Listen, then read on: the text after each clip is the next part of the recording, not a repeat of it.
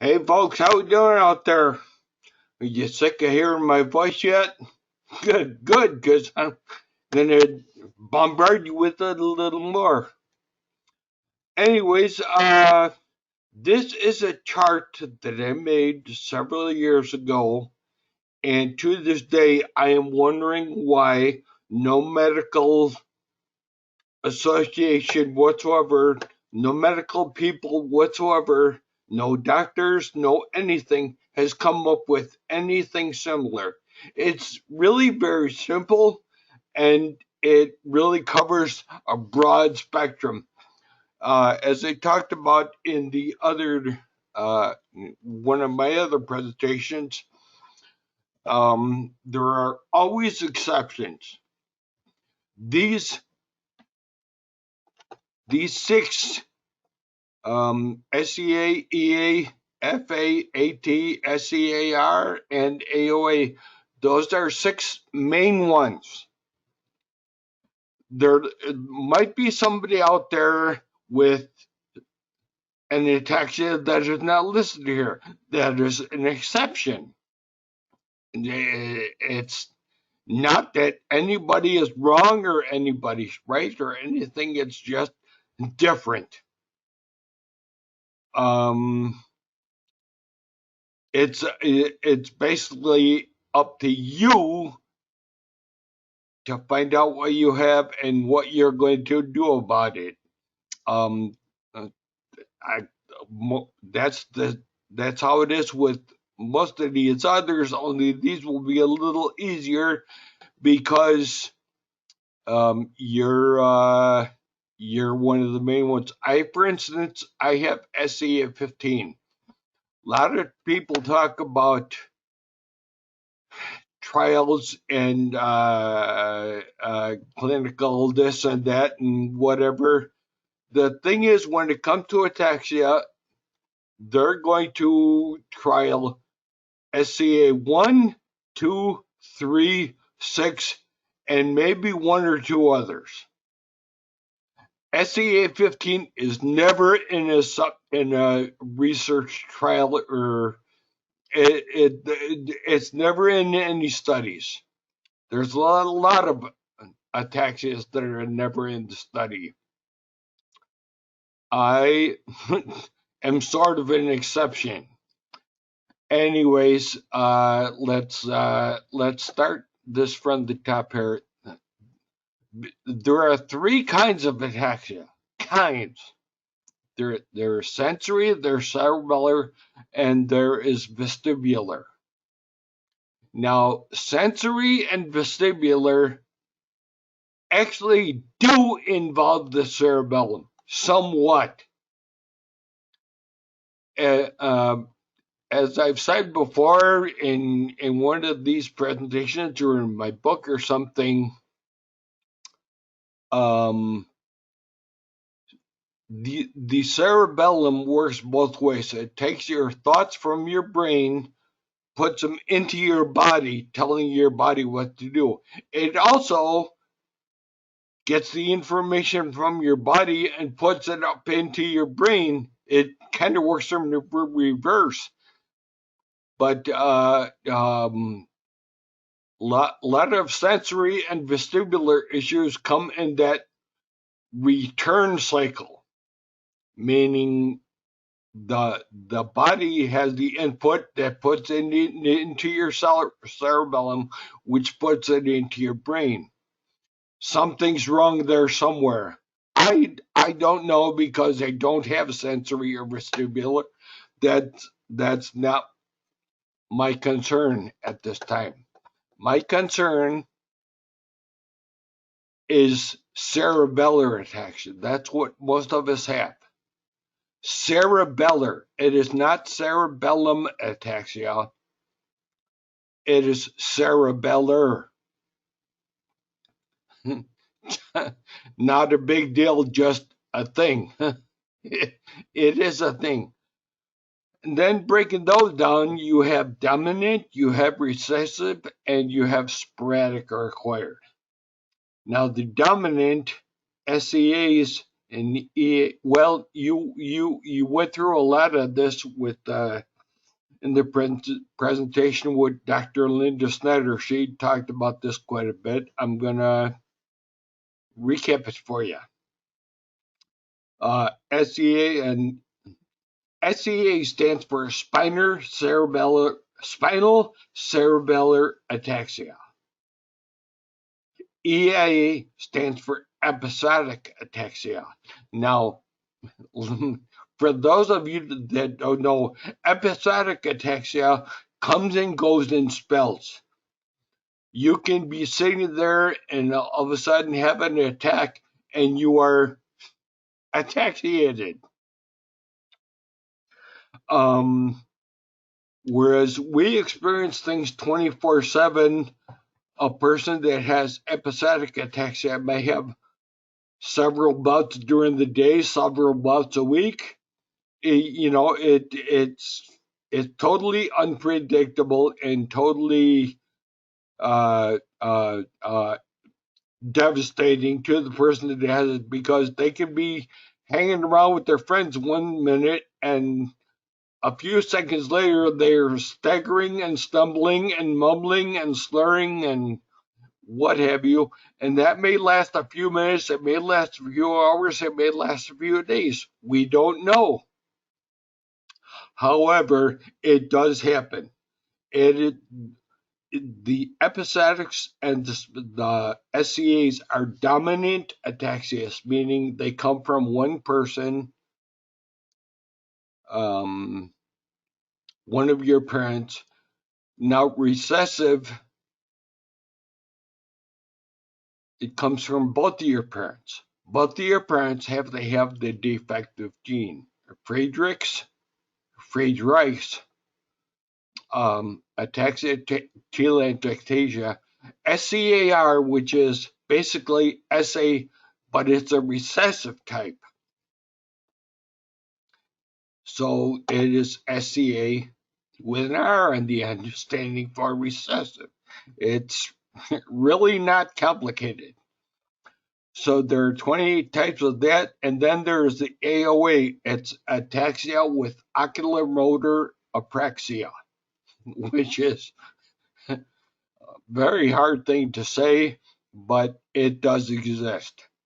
Anyways, there are 6 types of AOAs. Once again, there are over 100 types of ataxias. So your kind is probably not my kind, is probably not somebody else's, and so on and so forth. There are, once again, so many variables. Now, what the sporadic, back in my day, 25 years ago, when I was diagnosed, sporadic was a big word. Not so much anymore. It is idiopathic and acquired, and both of those things mean sporadic. There's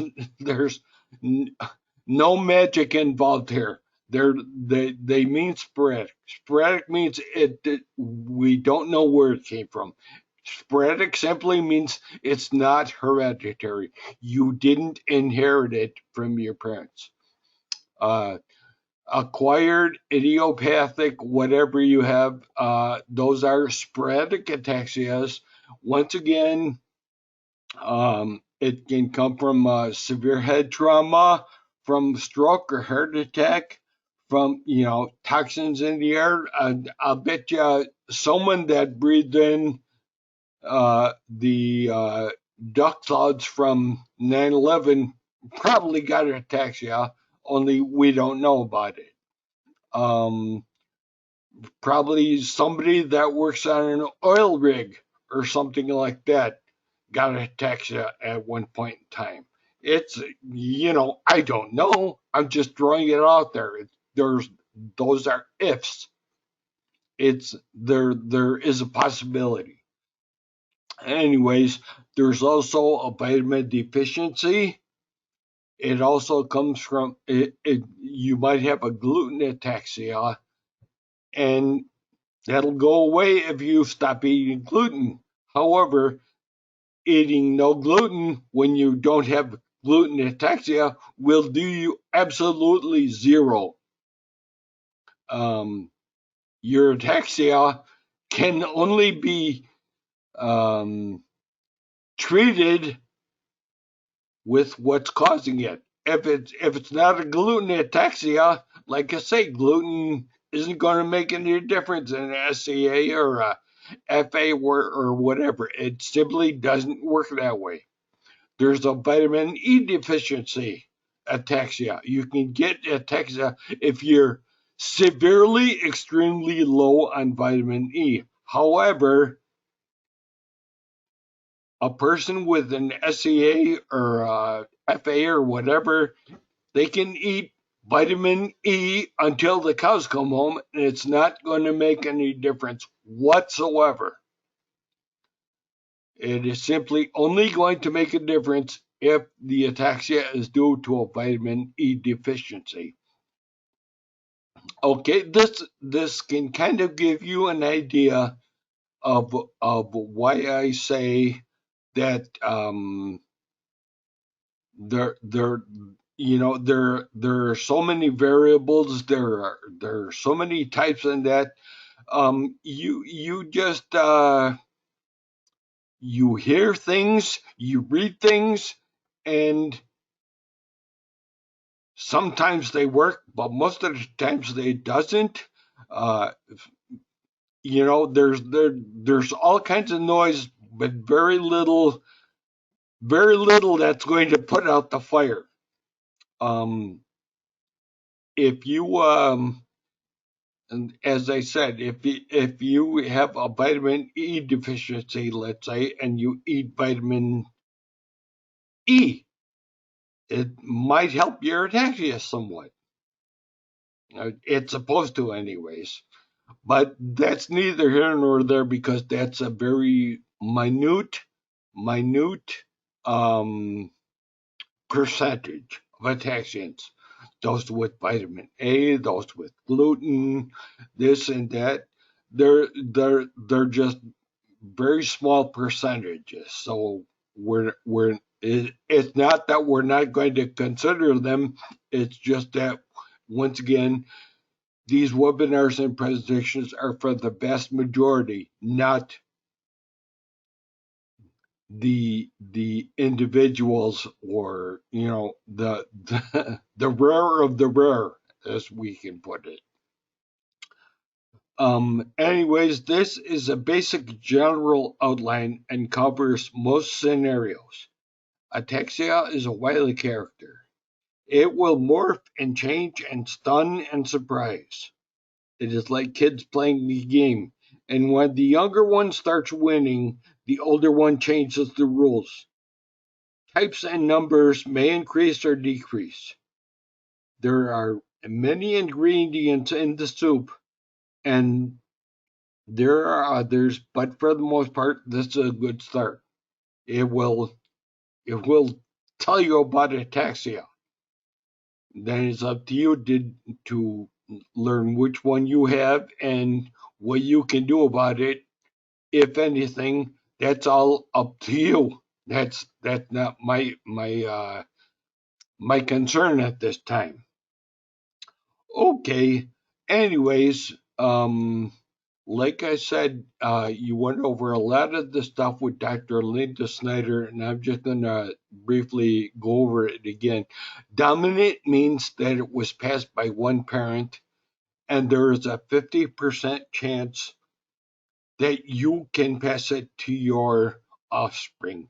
Now, they will either have it or they won't. It's a hit or miss. That's why it's a 50% chance.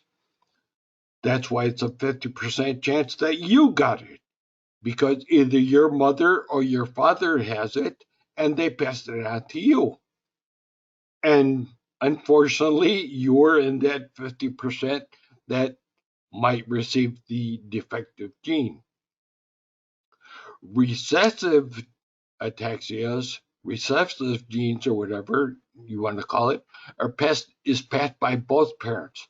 Therefore, there is a 25% chance of you passing it on. Why is that? Because if dominant is if both parents have a 50% chance, but you need both parents, therefore 50% of 50% is 25%. Therefore, you have a 25% chance of passing it on to your children. Now, the trick here is that you can pass the gene, but you have to have a partner with a defective gene also. It won't happen if it's just passed by one parent because it's a recessive type. And like I said, you have to have both parents, and there is a 25% chance that you can pass it. You cannot pass sporadic or acquired or idiopathic or whatever you want to call it. That comes along to an individual person, not a family. If you were in a car accident, you might have some head trauma and you got ataxia from that. You can't pass that. If you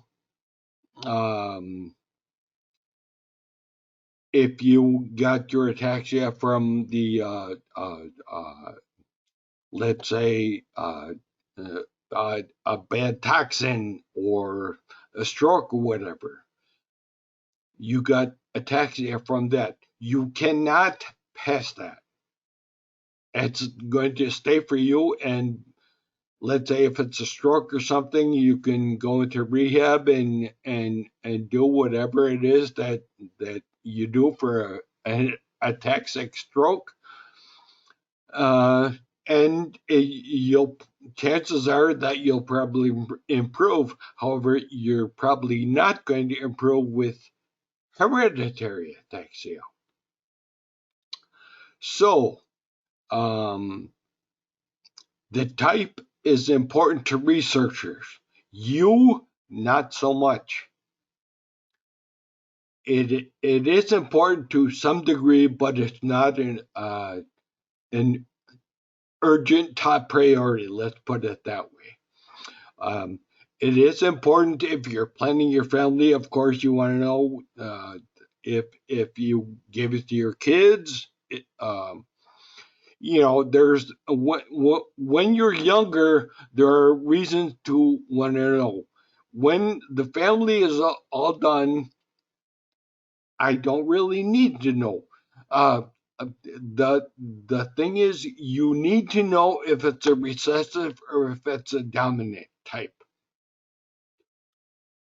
Whether you have SEA 7 or SEA 23 probably doesn't matter to you because you have ataxia. Now, SEA 7 may have a couple of little idiosyncrasies, and SEA 20 something, whatever, may have some idiosyncrasies. They're not exactly the same, but they are passed in the same method. They are both dominant types. You need to know if you have a dominant type or recessive type. That's what you need to know. It's great if you know, like me, that you have SEA 15, SEA 3, SEA 25, or whatever the case may be. That's great, but it's really not that important to the actual ataxia person. As I said, it's important to doctors and researchers and pharmaceutical companies and that kind of thing. It really doesn't make a whole lot of difference to you, the ataxian. Back to this chart just real quick. As I said, I did this a few years ago. My neurologist, who was one of the better ataxia neuros on the planet, said it's good. I had another researcher ask me if she could use it in some of her presentations, it's it's very helpful to a lot of people, um,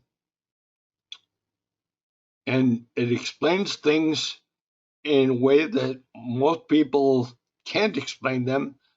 And like I say, for a researcher to use something like this in a presentation, that's great.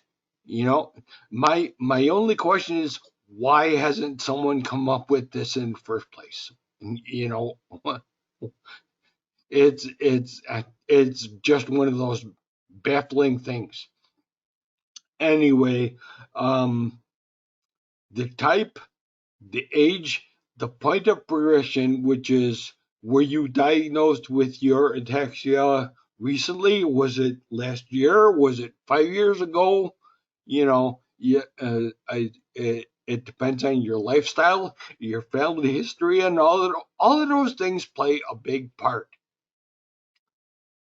Uh, and as I said in my other presentation, a healthy ataxian lives much better than a sick one.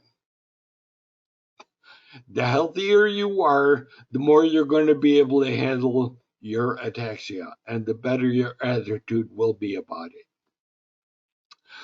Now, I want to touch a little bit on exercise here. Um,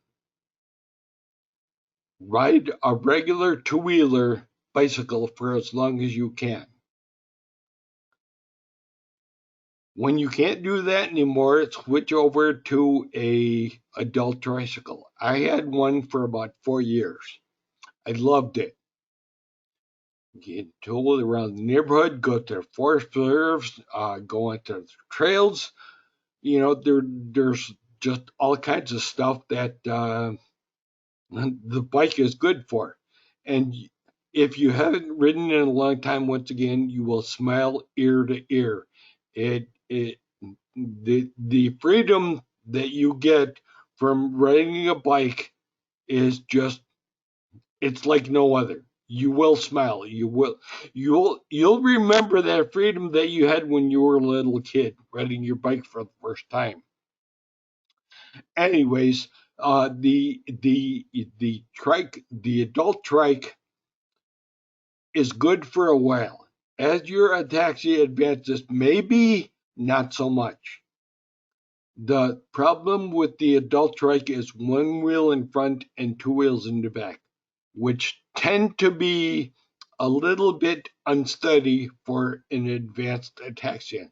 Just like there are three-wheel walkers, there are four-wheel walkers. You, I think a lot of people stay away from the three-wheel ones because they're not quite as sturdy. They'll help for a while, but when you need that fourth wheel or a different configuration, that three-wheeler is just not going to help you the way that it used to and the way that you need for it to do now. The picture below, this is called a recumbent tricycle. Recumbent means that you're way down, almost laying down. The difference here is there are two wheels in the front and one in the back. And although it's only three wheels, it is still a whole different story.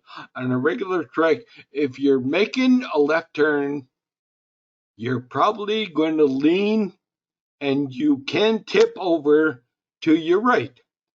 It's just physics. There's nothing wrong. There's nothing to do about it. It's just physics. That doesn't happen with the recumbent tricycle. Whether you turn right or left or whatever, it's that just not going to tip over unless you're going backwards. If so, good luck and show me how you're doing it, please, because you can't pedal backwards. Anyway, um, yeah, I had the regular tricycle for a while, and I switched over to the recumbent bike, and it's really a good thing to have. It's good exercise. It's good for your mind, good for your body, good for everything. Get yourself a recumbent tricycle. Now there are ones. Some of the recumbent ones have one wheel in front and two wheels in back. I'm going to suggest that you stay away from those and get the two wheels in front and the one wheel in back. Just my preference and my suggestion. Any water exercise is good. If you can swim, do so. If not, get in the pool. Uh, some people are afraid to get in the pool. It's really not going to. You can't fall. You can't drown. You know it's just the water keeps you up. Everybody is afraid that they're going to get in a pool and fall down and never be able to get up. Well, the water keeps you from falling. It's very simple. It's physics once again. The water keeps you from falling. Just walk around, swish your arms. That's exercise. That's good exercise. Go back to the edge. Put your arms over the edge, lean back, and just kick your legs, kick your feet. That's exercise. If you can swim, great. There's truly nothing better than swimming as far as exercise is concerned. A lot of people don't want to go near a pool because of the slippery surface. I put a post up on Facebook a couple of times. If that's your issue, look up water socks or water shoes. That's exactly what they're made for. So look into it. Water socks and water shoes, and just put them on. You'll be able to walk on a wet floor and wear them in the water. You're not gonna stub your toes or whatever. They're really good things. So check out once again water socks or water shoes. Um, if uh, if you don't have one, eBay things are pretty cheap on eBay when it comes to exercise equipment because most people get something and they use it for a coat rack for a few months, and it winds up being sold on eBay. So you can usually find a nice piece of equipment fairly cheap. The bikes, used bikes, are not very cheap. Recumbent bike, for instance, this one that I have here, I paid $1,400 for it, and that was at a show. You can get recumbent bikes that go up to five, six, $7,000. If if that's what you want, that's what you want. But if you think you're going to find one of these for a couple $100, it's not going to happen. It's really not. And if it is, it's just going to be a piece of junk that you're going to throw away anyways. People do not get rid of a good bike. No, every once in a while, somebody might have one and they might have passed away or whatever the case may be. Then yes, it's going to be a good purchase, but that's very, very uncommon. Very uncommon. It just the used recumbent tricycle market is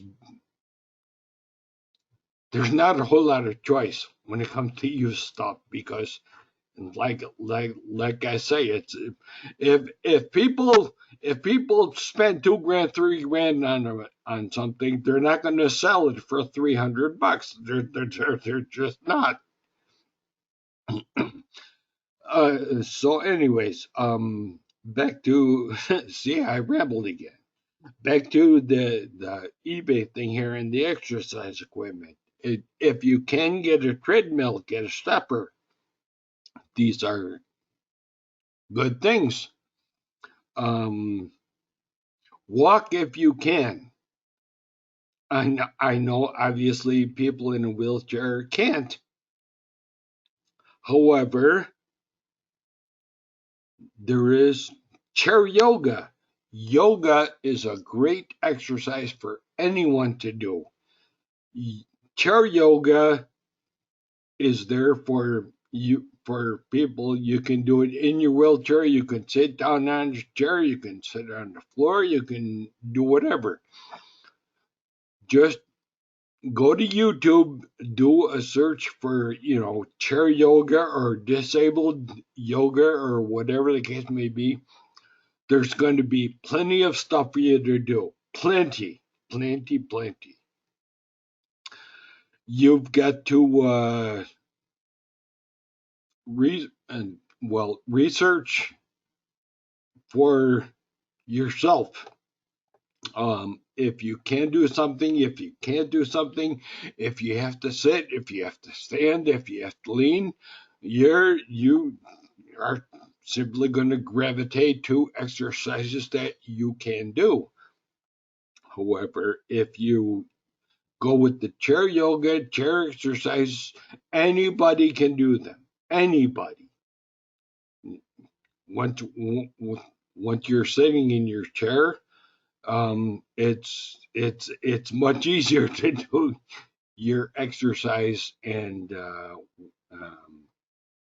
as I said, if you can walk, go ahead. If not, do something else. It's just okay. Let's see here. Now we are okay. And this next comment might cause the world to explode.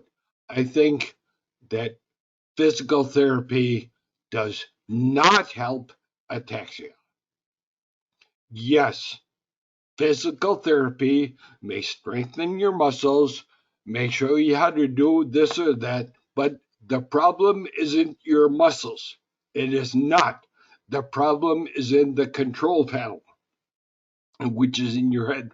Most physical therapists know absolutely nothing about that.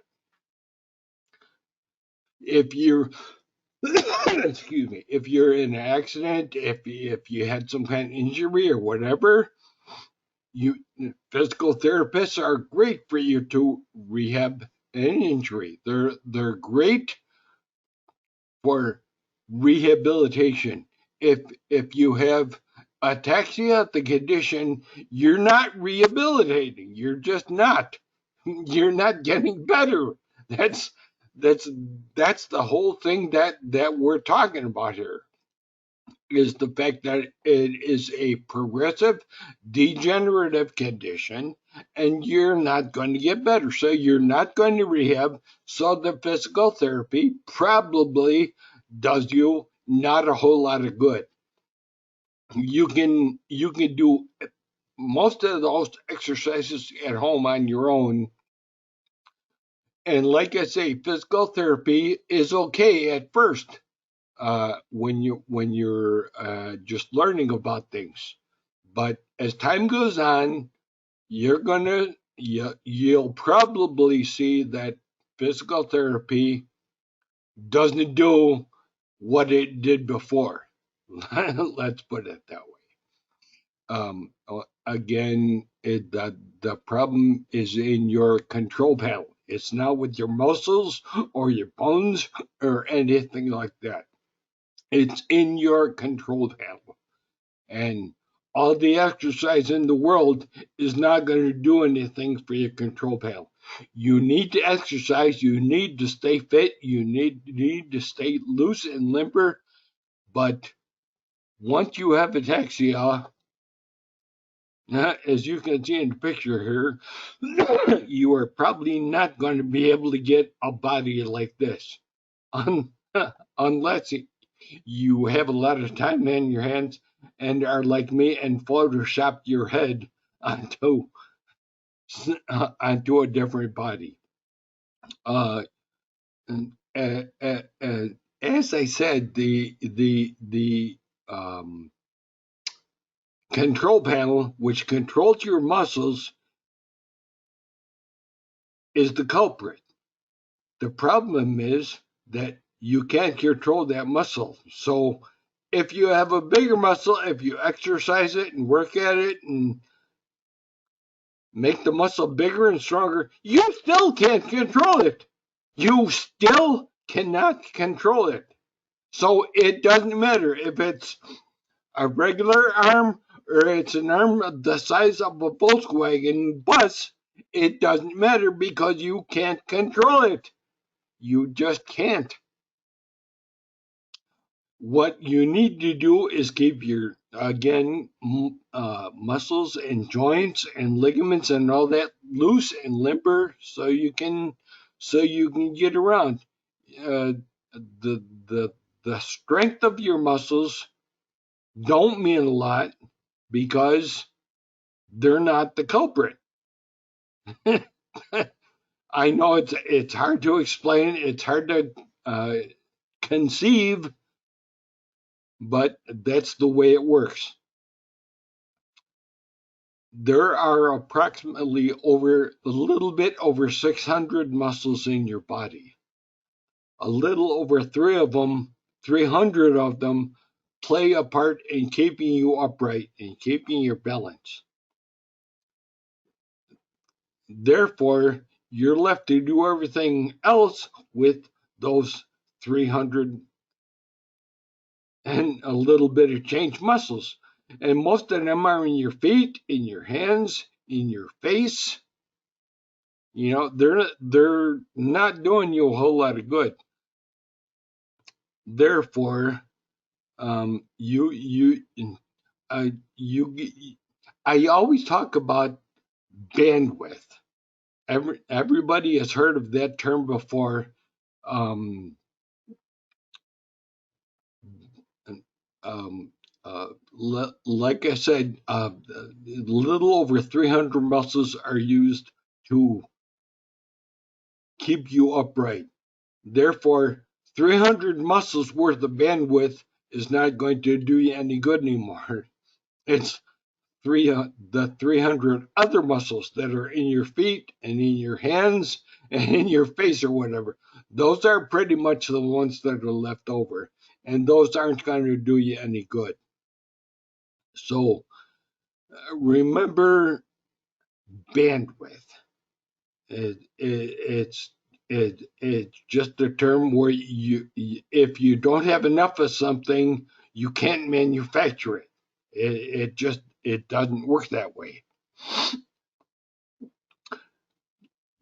Because of this, don't be afraid of an assistant walking aid, even a wheelchair. Like I said, when you're sitting down in a wheelchair, those 300 muscles are no longer keeping your balance and keeping you upright because you're sitting in a chair. Therefore, you can do whatever you want in a chair. Most of the people in a wheelchair, yes, they have issues walking, but they don't have issues otherwise. You know, with the arms, with the torso. Yes, there is some, but because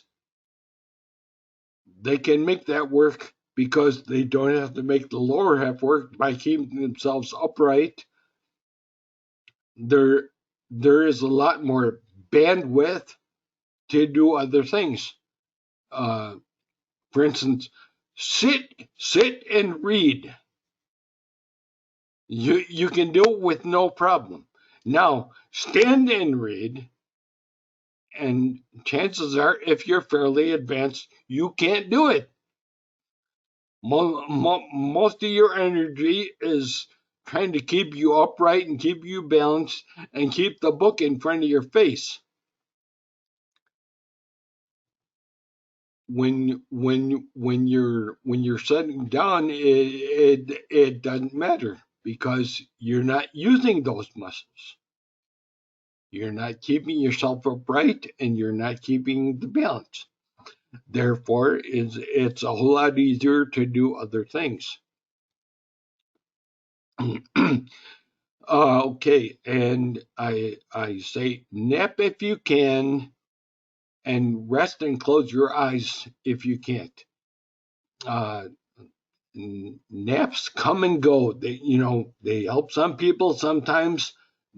Sometimes some people can do it. Sometimes some people can't. It's all good. If you can nap, go ahead. If you can't, just sit back, close your eyes, and rest for a little bit. It'll do wonders for your um, for for your day. Let's put it that way. It takes time, but you settle into your own skin. Most ataxias take years. You'll probably not be in a wheelchair anytime soon if you are recently diagnosed.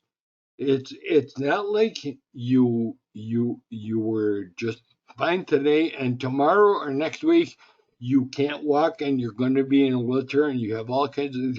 It doesn't work that way. It takes years. Now it may take one year, it may take 3 years, it may take 10 years, it may take 20. We don't know. It's just things do not happen overnight, even though they seem like they do and they seem really quick. And you didn't have time to do this and that, and so on and so forth. It simply doesn't work that way. It takes time. It took time for you to develop your cerebellum, so it's going to take some time for you to undevelop it. It doesn't just happen overnight. Okay, and also remember that there are two ataxias. There's ataxia, the symptom, and ataxia, the condition. This is important. It's very, very important. You have to get that concept down. Ataxia is a symptom of other things, maybe Parkinson's or MS or whatever, cerebral palsy and stuff like that. Um, the condition is ataxia, which is what did they say? It is a group of disorders that work around cerebellar dysfunction. So yes, there is the condition. There's a group of cerebellar ataxias, and there is ataxia, the condition, which is or a symptom. I'm sorry, a symptom of something else. Once again, that's very important for you to know. There are two ataxias. Don't just think that there's one. Anyways, that's all for now. Read, watch, do the things, and continuously, constantly learn about ataxia. And we'll see y'all next time.